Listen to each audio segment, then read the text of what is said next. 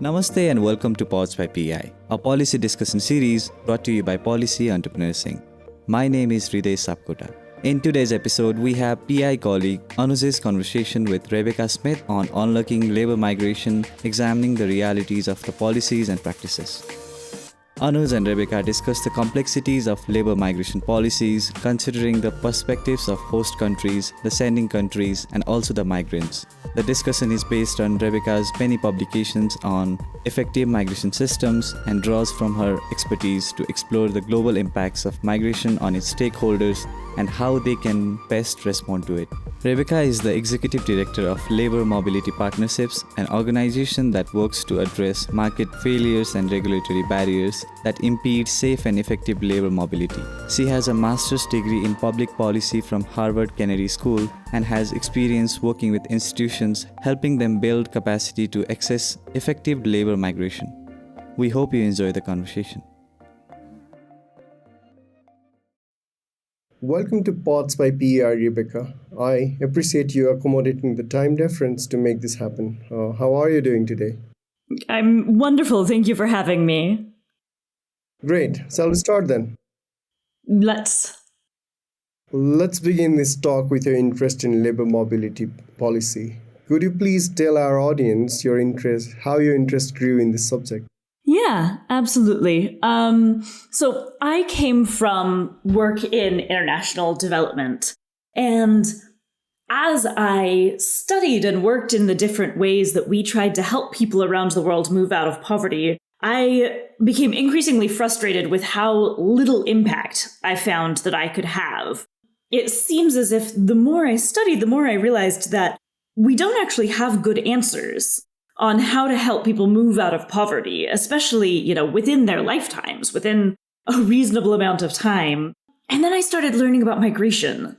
And I learned about the massive poverty alleviation potential that someone can increase their income by, 5 to 15 times just by entering the same exact job in another country. So when you chart that sort of gains on a graph against other poverty alleviation interventions that are being funded by foreign aid, you can't even see the other poverty interventions on the graph. There's just absolutely no comparison to the power of migration to really transform the economic opportunity of a family born in a low-income country to the other efforts that the development community is currently undertaking.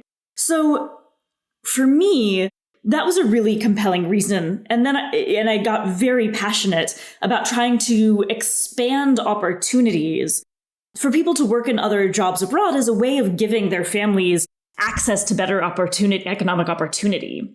And, it's also a matter of justice, because by far the most important determinant of your well-being in life is just the country where you were born. So more than your race, more than your gender, more than anything else about you, what is most important to determining the jobs you'll have access to, the skill and education you'll have access to, is just where you're born. And that's a fundamental matter of justice, right? We can't accept a world where the life someone gets to live is determined only by where they were born. If you think about it, there's been entire movements around creating economic opportunity, equal economic opportunity for women and men, for people of all races. But we really haven't focused on this fundamental driver of your well-being. And so that's what I and my organization, Labor Mobility Partnerships, are working on, is to expand access to that economic opportunity to people all around the world. Wonderful. Thank you for sharing. It is indeed excellent, the work that you are doing. So moving on, let's discuss migration and the global impacts of labor migration at large while referring to your publications and other relevant resources. But before we get into what is in the policy note that you authored and its implication to sending countries like Nepal, perhaps we should begin with a brief background on your research. So can you tell us why you picked this particular research topic and how you went about it?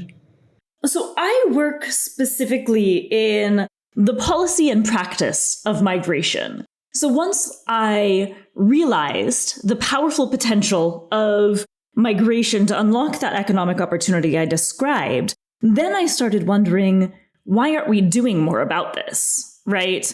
And when you look at the growing youth populations in low-income countries and the aging populations in high-income countries, it's clear that there's an opportunity here, right?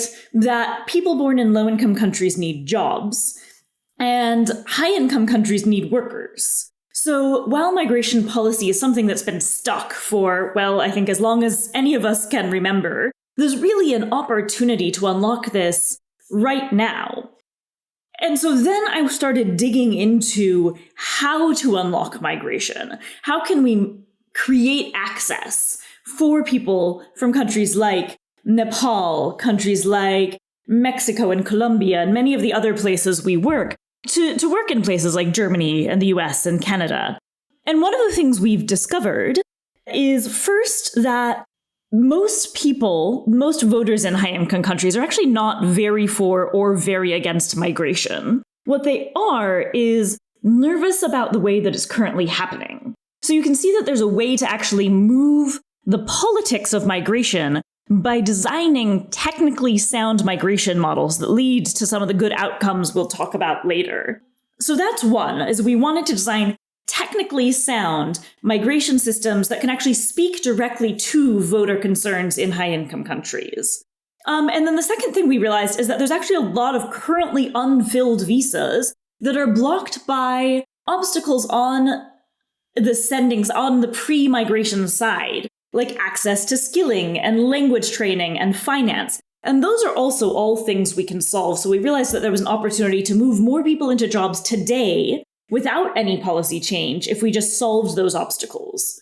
So that's how we've picked some of these topics, is realizing that there is an opportunity to move forward on migration and wanting to really identify what some of those solutions are. Great. A lot has happened in the world since you published your policy note and other resources. The COVID-19 pandemic and the Qatar World Cup are the major events that directly impacted labor mobility, especially from the countries in Global South to the Gulf Cooperation Council, or GCC in short. We'll discuss your analysis in the context of the changes in subsequent sections. But before we go any further, just to bring everyone on the same page, can you please clarify one thing for me? In the policy note, you mentioned that an effective migration system is where, and I quote, workers regularly and predictably move through the channels, and workers' rights are protected through clearly defined and fully implemented terms of migration. Could you please elaborate on these? Absolutely. And in some way, these are probably overly complicated ways of saying very simple things. So what we mean by regularly and predictably is that a substantial number of workers need to be able to move to fill jobs abroad. So you need to be able to see that in practice, workers are actually moving into jobs abroad. And this is important, first, for the system to be fulfilling its intended purpose, that workers are having access to jobs and employers are getting the workers they need. But it's also important to limit the incentives to migrate irregularly. So I've worked in a number of countries where the migration process is so expensive and lengthy and convoluted that, the logical choice for workers is to migrate irregularly. And that's exactly what we see happening. So the first thing we need in a migration system is to actually create real migration opportunities that are accessible to both migrants and employers. So that's the first bucket. And we know that predictability, so knowing the terms of migration, knowing how long it's going to take, knowing what it's going to cost, is critical for getting employers to engage in the system, and it's also critical to protecting the rights of migrants. And so that maybe leads us to the second point, which is that workers' rights need to be clearly defined. So everyone needs to be on the same page as to what rights the workers have access to. The migrant needs to know very well and completely understand up front the terms and conditions of their migration experience. And then those terms and conditions need to be met in practice. And this is a really low bar in a sense, right? That sounds like something that should be very easily achievable.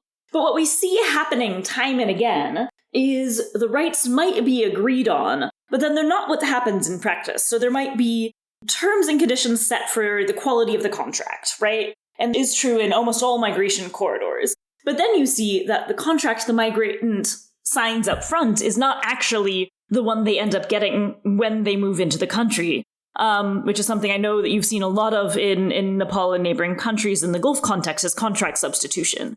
So that's an example of the terms being defined up front, but then not met in practice. So the critical second part is everyone needs to agree what the rights and conditions are. The migrant needs to know those terms and accept them prior to migration.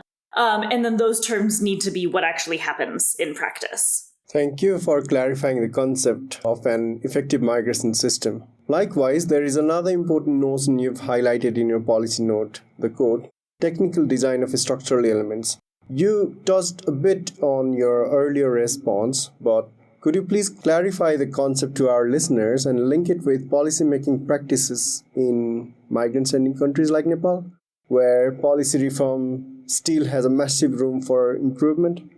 How might the outcomes of migration system be enhanced by tightening the technical design of these structural elements? Absolutely.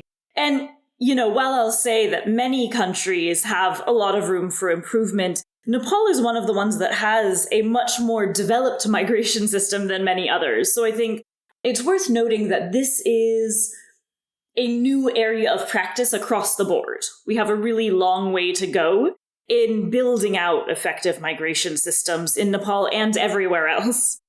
So when we look at these sending systems, we try and look at only exactly what is needed for a worker to be able to move into a job abroad. And the reason for that is in order to meet the conditions I mentioned above, that workers are moving regularly and effectively, and through clearly defined and fully implemented terms of migration, you want to really focus only on those outcomes. Otherwise, you end up loading your migration system with a number of additional features that can actually backfire on you. And we've seen this happen a number of times. So we try to really focus only on the most critical elements to achieve those outcomes. So from looking at from that perspective, the elements we identified are first, you have to have a legal framework, right? There has to be a legal mechanism for a worker to move from one country and fill a job abroad. Secondly, you need the implementing infrastructure for that legal framework. So you've got the policies in place. So there is an allowance for visas to be issued, right? But then there has to be efficient systems actually issuing visas, etc. There might be a requirement for a security clearance. Those security clearances have to be issued regularly and efficiently, right? So anything that you need to actually deliver on the terms of the legal framework. Then you need employment services. You need a worker to actually be able to find a good job abroad. Ideally, a job that really draws on their skill sets, that deploys the things that they've learned in their past jobs and brings them into their work in the country abroad. So now you've created a legal framework. You've helped the worker find a job and move into it. And then you need to underpin that entire system with mechanisms for transparency and protection so that you're mitigating the risks for the worker throughout that entire process. And you also need to build in systems so that this is financed in a sustainable and scalable way. And that's something that we see really missing in almost all migration systems. So I find that when you focus only on those really core elements of a system, what is most important then is to tailor them to your context. So I see a lot of countries working off kind of textbook ideas of migration policy that in many cases doesn't actually meet the needs of their own context or may not be realistic in their own context. So I'll bring one example of a country that I worked in where there was 3 different departments that were checking the worker's contract. And this took months. It took so many months that receiving countries stopped working with them. But what we discovered was that each of those 3 departments was stamping the contract, but they were never actually reading it to see, is this a good contract, right? Will this worker be safe? So you really want to focus on the fundamental functions of the system and not create additional requirements that don't actually increase the protection of the worker. So, in that example, one department actually reading the contract and making sure that it met the requirements of safety would be better than 3 different departments checking off on it but never reading it, right? Yeah, I mean, that's how it is. So now, anchoring our conversation to host countries, referring to a few policy papers from the Center for Global Development, where you are a non-resident fellow, these papers highlight that regardless of whether the host country is developed or developing, there have been well-documented reports highlighting the potential benefits of hosting migrants. These include higher incomes and employment rates for natives, net positive fiscal effects, increased innovation, and a more efficient productive economy. But despite that, host countries, especially GCC countries, practice placing a higher value on the rights of the natives than non-citizens. Why do you think this happens, and is it any different than other migrant hosting countries in North America, especially the US and Canada? It's a good question, and a very difficult one. It's a difficult dynamic that we see. I think the first thing we have to do is separate the question of allowing people to work in your country, which is what results in most of the benefits that you outlined, and the question of citizenship. So if you think about other forms of migration like tourism and student visas, there's all sorts of ways that you enter a country for a defined period of time that does not create this connection to the idea of citizenship. In the world of work, that becomes much more complicated, especially because people might migrate for years or even decades at a time. So that raises much more of the question of what are the obligations and responsibilities of host countries to the people who are working in their country. And that's not something I can answer at this time. It's an incredibly complicated question that each country answers differently. What I can say is that it is important to recognize that these are 2 separate decisions. And so recognizing that answering one might not lead necessarily to an automatic answer on the other. Now, when we compare the context of the GCC countries with host countries like the US and Canada, they've basically answered those questions differently. And this leads to what one researcher, Glenn Weil, has identified as the openness-equality trade-off, which is that there appears to be an inverse relationship between how many people you allow into your country and how integrated they become into the body politic. It seems as if the more people you let into your country, the less comfortable you are integrating them, and vice versa. So what we see is that the GCC countries and the US and Canada are effectively on opposite ends of this spectrum. That the GCC lets in many people as a percentage of their population, but affords them very few rights, whereas countries like the US and Canada, as a percentage of their population, lets in far fewer people, but it integrates them into their body politic, into their communities.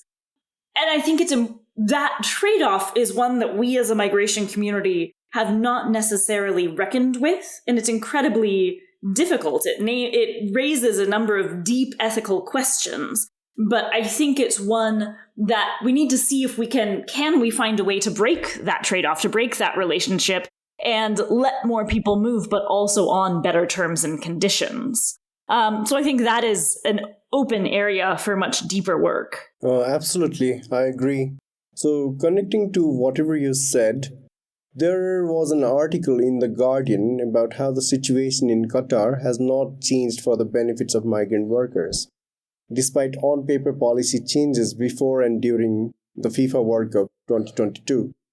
The structural elements you highlighted in the policy notes have not changed in the country. How does policy change in the host countries impact migrant workers on their willingness to travel? How could sending countries assert, if not by requesting the host country to abide by the changed rules? It's a great question, and I think we have to go back to the fundamental motives and incentives here. If you're a worker born, let's say, in Afghanistan, your incentive to find a job abroad, including in countries in this GCC, is incredibly high, right? Think about what you would do to increase your income by anywhere from 400% to 800%, right? There's a lot that any of us would put up with for that, right? So the worker's incentive to work abroad is incredibly strong, and that weakens their negotiating power because right now the GCC is allowing many workers to come and most other countries aren't. So other doors are effectively closed to you, whereas the GCC provides this opportunity despite the fact that it comes with severe trade-offs, despite the fact that you know that there's going to be a number of risks you're facing. And that's true as well for the sending country governments, that their negotiating power is limited because there aren't other options. So, to me, I think the most powerful lever to achieve this change, and it's not exactly a helpful answer, is we have to open migration doors to other countries. So the way that we're going to improve conditions for migrant workers and the way that we're going to improve the negotiating power of sending countries like Nepal is to open access to countries like Canada and the US and countries in Europe. And we've actually seen this happen. So there's been strong migration of nurses to Saudi Arabia for a very long time. And what we're starting to see happen is that Saudi Arabia is actually having to increase the wages and the rights of those nurses because countries like Canada and the US and Australia are trying to recruit them. So the nurses that are coming into Saudi Arabia after a few years are actually being recruited to these other countries. And as a result, Saudi Arabia and the employers there are having to actually increase wages and terms. I think this is a foreshadowing of what we're going to start seeing across the board, though I think it's going to take a longer time.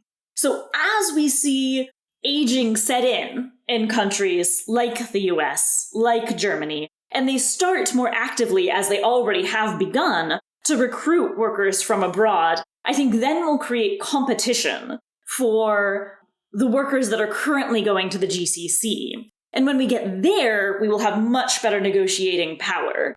But it's a long-term theory of change. It's not an easy answer. But I think over time, that's how we're going to see this dynamic change. I couldn't agree with you more. I mean, I wish that happens soon, where there is a competition between, hosting migrants and then migrant workers and sending countries negotiating power increases. So let's shift our focus on sending countries. So one of the lab studies you authored back in 2020 titled Why Labor Mobility highlights the number of factors of how facilitating labor mobility offers a powerful development tool through remittances and skill accumulation. Yet, the sending countries don't actively encourage workers to seek foreign employment.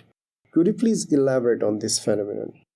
It's a really interesting one, and it's one that I see played out in the development community as well, that migration is viewed as a niche topic rather than a fundamental avenue to transformative poverty alleviation. I think there's a few reasons for this, and I think the first and fundamental one is that both by sending country governments and by the development community, migration is viewed as signaling a failure of development. So when people go abroad to seek a better life, this is viewed as reflecting some sort of failure on the part of the sending government to provide that life at home.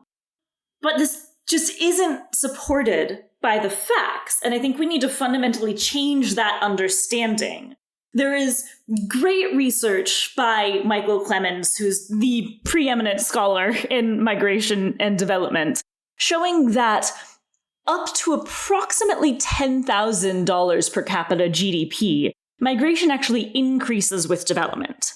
And that's because as people have access to more disposable income, they make investments in their future, right? And one of the best investments they can make in their future is migration, is finding a job abroad. So as people have access to more money, they actually are more inclined to seek employment abroad.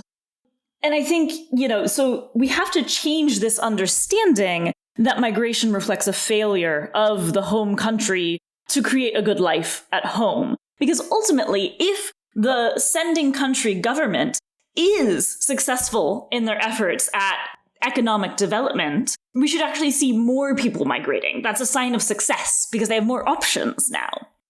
I think part of the problem is that we tend to only think about well-being and poverty alleviation within the context of a specific place. So if you think about even one of the key ways we measure poverty and well-being, GDP per capita, that's actually looking at the well-being within one specific country. So if you're a migrant and you leave and you increase your income by 10 times, that's actually not captured in GDP per capita. So that's not captured as a measure of success for that country, even though you, as a citizen of that country, are doing far better than you were before.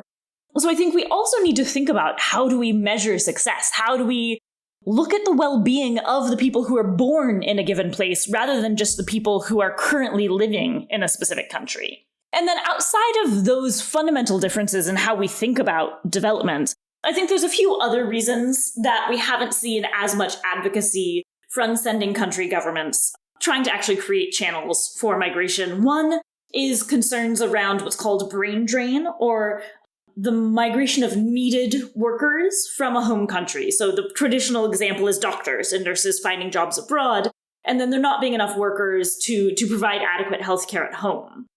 This is, again, something that actually it's a very common narrative. But what we actually see when you look at the facts is not brain drain, but rather brain gain. And what that means is migration significantly increases the return on investment in a skill set, right? So if I, as a nurse, have the opportunity to migrate, meaning that I can increase my income by 5-10 times, I'm much more likely to be interested in training as a nurse, right? And what we've seen in countries that do have strong migration outflows like the Philippines is that because of that dynamic I've just described, there are actually more nurses in the Philippines today because of migration than there would have been if those doors were closed. So more people trained as nurses, many of them migrated, but many didn't. And so there's actually more nurses even at home. So brain drain is a concern that's been frequently repeated, but is actually something we can move past. It's also something we know how to design against with models like global skills partnerships. And then lastly, I think there are very valid concerns around risks of worker abuses and violations of their rights while abroad. And this is where I think there's a lot more work to be done on finding mechanisms that can mitigate the risks to the workers. So I think that one is a very valid concern of, will our people be safe? Will they be protected while abroad? And I think that's an area where there's a lot more work yet to be done. Well, thank you. So you answered my follow-up questions as well. So I was going to refer your another paper, Labor Mobility Helps Foreign Workers and Their Families Escape Poverty, and then you quoted Michael Clemens, and then you basically answered that question as well. So thank you very much. So now let's take a closer look at some of the prevalent laws around the globe from migrant workers' perspective.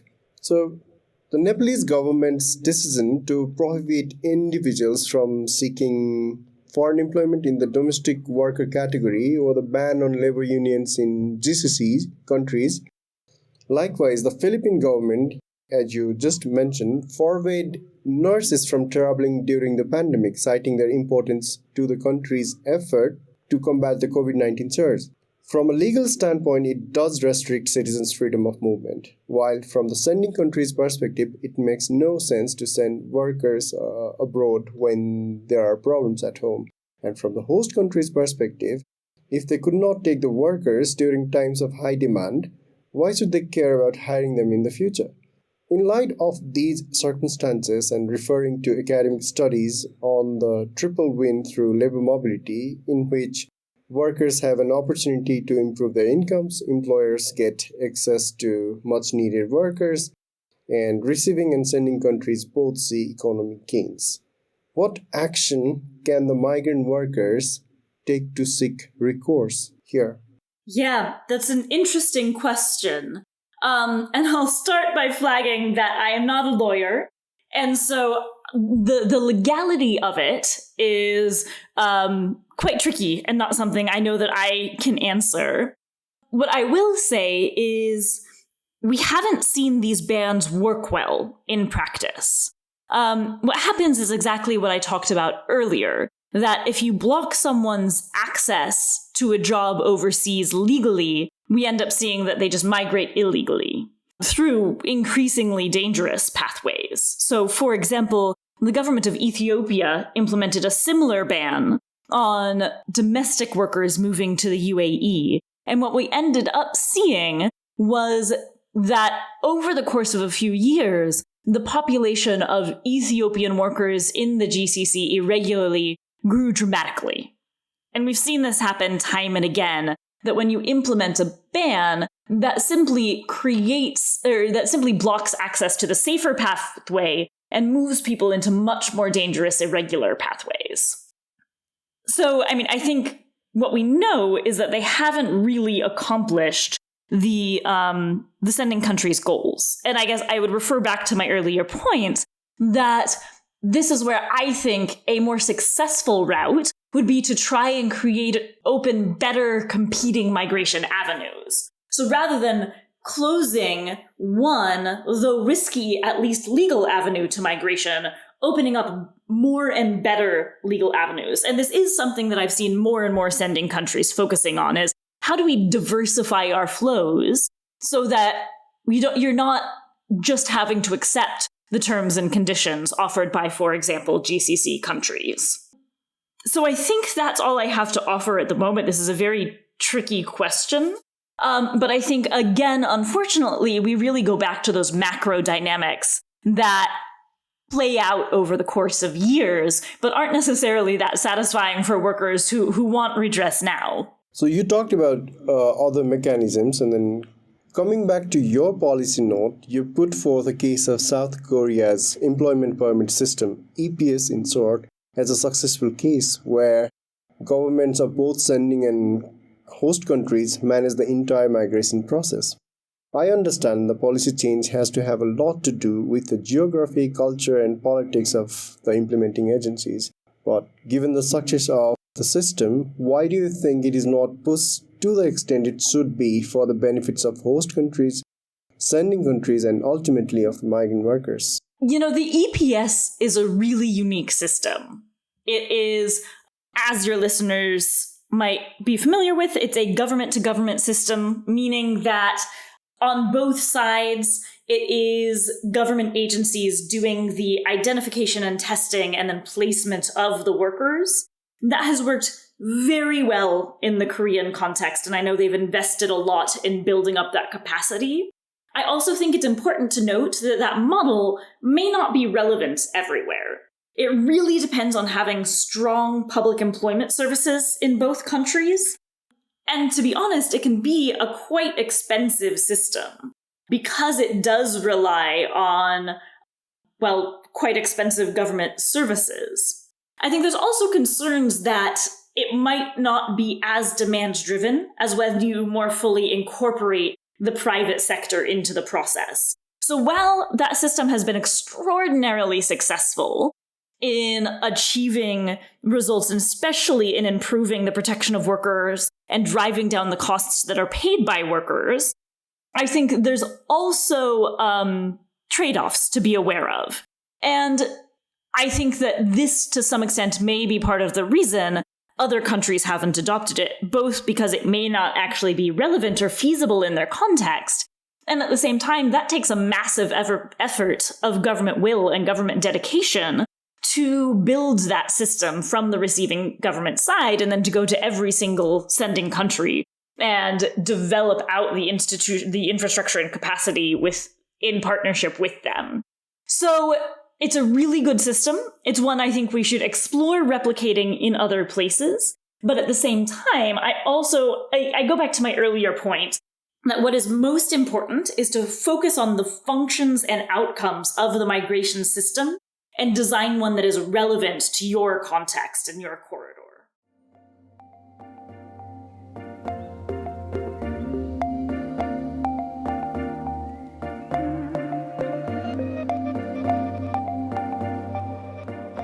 You're listening to Pods by PEI.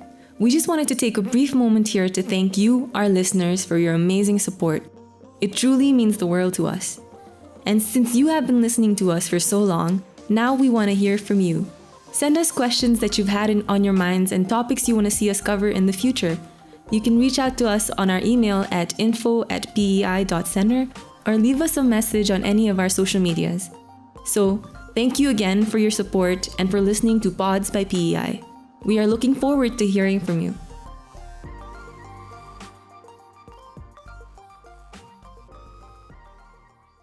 So, as conversations are centered around policies having implications for all the stakeholders in labor migration, how can policy related to global labor mobility be designed to promote economic growth, social welfare, and sustainable development, while also ensuring that the rights and dignity of migrant workers are respected and protected? You've answered few of those, but could you please touch upon this, yeah? Whew. Well, that is the million-dollar question, isn't it? That is the fundamental question that all of us have to be answering as we move into the future. A few thoughts. One is, to me, migration fundamentally, at its core, does promote economic growth, social welfare, and sustainable development.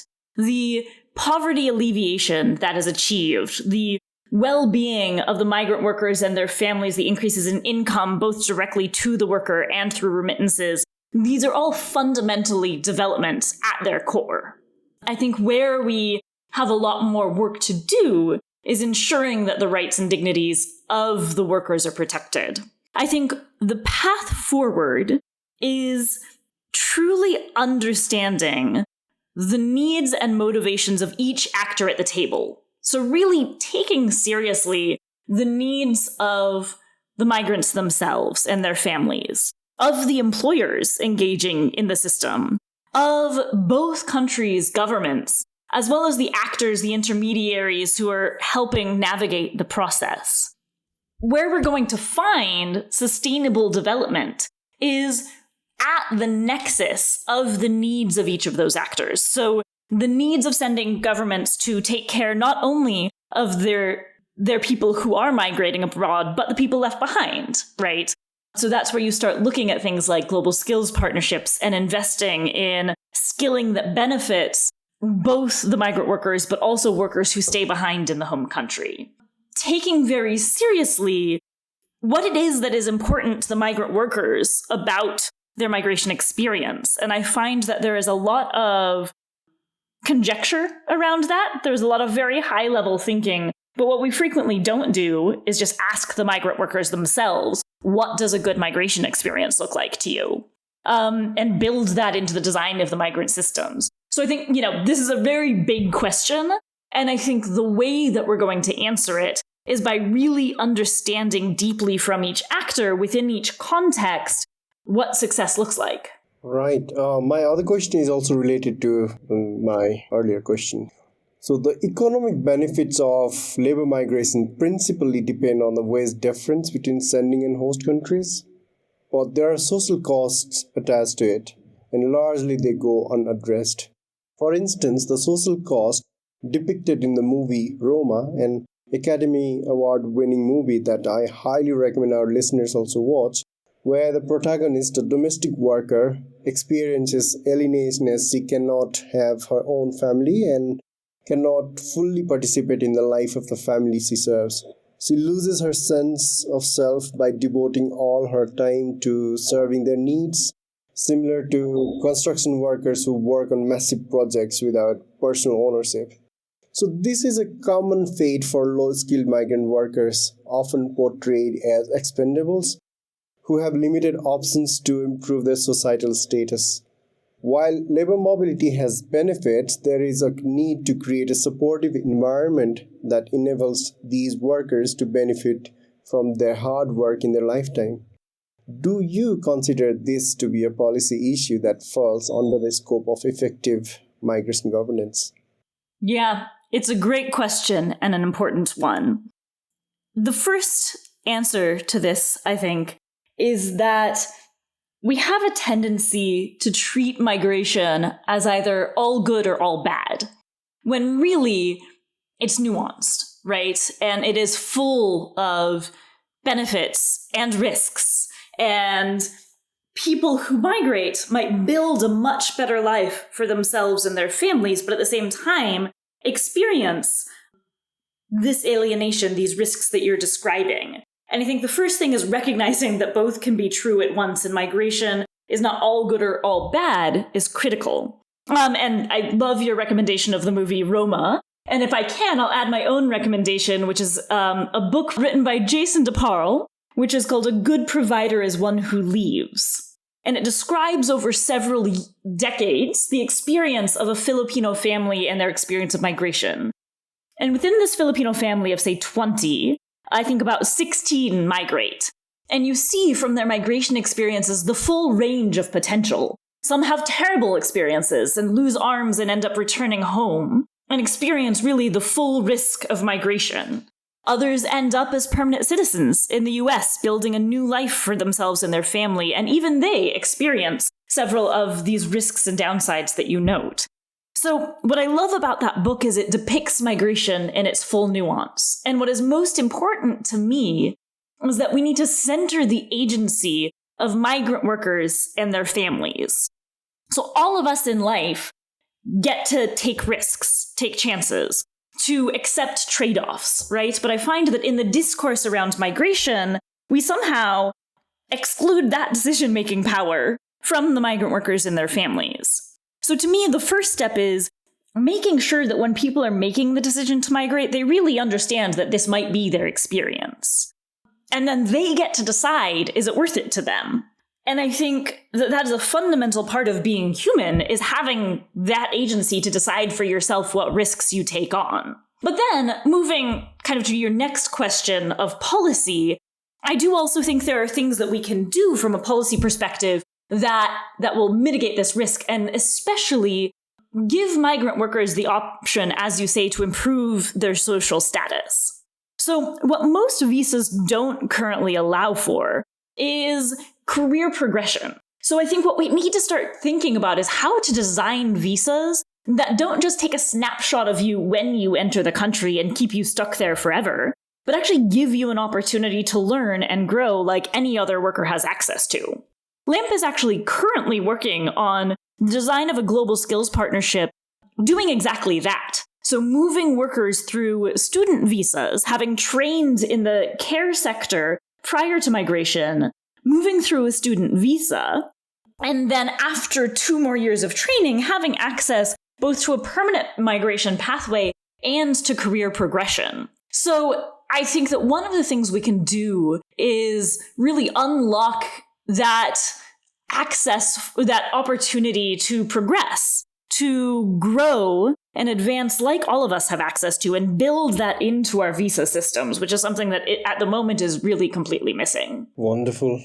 So, as we near the end of this episode, I'd like to take a few moments to get your thoughts on the developing themes in labor migration research. Maybe you could talk about your current research project, as you just did, and share some of the interesting things you've found so far. Yeah, well, so what LAMP does is rather than conduct research, we actually run demonstration projects that actually test different aspects of what we've talked about here today in practice. So for example, right now, we are working with actors in El Salvador to train workers to work on cruise ships. And we are working with a training agency called Aquila Center for Cruise Excellence, who's training the workers both in what life is like on a cruise ship and what skills are needed, as well as in English that they can use within those jobs. And then connecting directly with the cruise ship industry to employ those workers. Now, that work is actually currently undergoing, and we hope to start seeing the first placements soon. But that we're designing a number of projects like that. I also mentioned our work on a global skills partnership that's actively testing this idea, not only of skill training that benefits both countries, the sending side and the receiving side, but also testing out this idea of career progression. So what we're actually doing is designing systems that explicitly speak to or test some of these different aspects that I've described today are needed for the future of migration. And I guess what I can say for now is stay tuned for the results. What we'll do is feed those back out into the policy world as we actually see in real life and in real time how those systems work. Yep, looking forward to it. And finally, do you have any messages you'd want to share with our listeners? I think what I would share is that I firmly believe that migration will be one of the defining issues of this century. That the prosperity of those of us born in high-income countries and those of us born in low-income countries is inextricably linked. That the ability of workers to easily move across countries and fill needed jobs will be the key to unlocking a shared future of prosperity for all of us. So I'm so grateful to you for having me today to talk about these important issues. And I hope your listeners continue to engage on these issues, that they themselves start working on the solutions to some of what we've talked about, and that we can keep as a community finding the way forward. And that brings us to the end of today's episode. Rebekah, thank you so much once again for providing us with your time and your wonderful insights. It was really appreciated. Thank you so much. Well, I very much enjoyed being here with you, and I look forward to continuing to follow your important work. And thank you to our listeners. Goodbye. We'll see you next time for another episode of Pods by PEI. Thanks for listening to Pods by PEI. I hope you enjoyed Anu's and Rebekah's conversation on unlocking labor migration, examining the realities of policies and practices. Today's episode was produced by Nirjan Rai with support from Kusi Hang, Saurabh Lama, Seron Konsakar, and me, Rebekah Sapkota. The episode was recorded at PEI Studio and was edited by Nirjan Rai. Sound design and mixing done by me, Rebekah Sapkota. Our theme music is courtesy of Rohit Sakya from Jindabad. If you liked today's episode, please subscribe to our podcast. Also, please do us a favor by sharing us on social media and leave a review on Spotify, Apple Podcasts, Google Podcasts, or wherever you listen to this show. For PEI's video-related content, please search for Policy Entrepreneurs on YouTube. To catch the latest from us on Nepal's policy and politics, please follow us on Twitter at tweet2PEI. That's tweet followed by the number 2 and PEI. And on Facebook at Policy Entrepreneurs Inc. You can also visit pei.center to learn more about us. Thanks once again from me, Ridesh. We'll see you soon in our next episode.